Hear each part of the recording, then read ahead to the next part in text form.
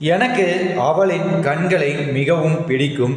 ஏனென்றால் அந்த கண்கள் என்னை காந்தமாக இழுத்து அவளிடம் கொண்டு சேர்ப்பதை நான் நிறைய முறை உணர்ந்துள்ளேன்.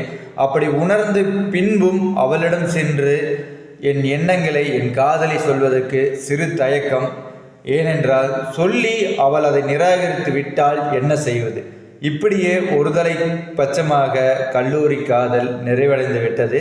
இப்பொழுதெல்லாம் அவளை பற்றி நினைக்கிறேன், ஆனால் பெயர் நினைவில் இல்லை. அந்த முகம் மட்டும் இல்லை, அந்த கண்கள் மட்டும் ஞாபகமாக இருக்கிறது.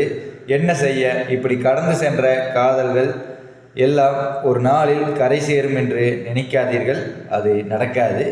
உங்களுக்கு ஒருவரை பிடித்திருந்தால் சென்று அவரிடம் இல்லை அவள் இடம் சொல்லிவிடுங்கள்.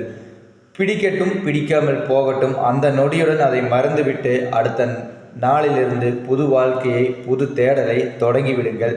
உங்களுக்கென படைக்கப்பட்டிருந்தால் உங்களை தேடி வரும். இல்லையா, நீங்கள் படைக்கப்பட்டதை நோக்கி தேடலை தொடருங்கள்.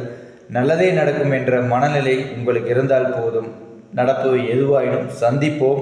மன உறுதி மட்டுமே உங்களை அடுத்த கட்டத்துக்கு எடுத்து செல்லும். திறமையை வளர்த்து கொள்ளுங்கள்.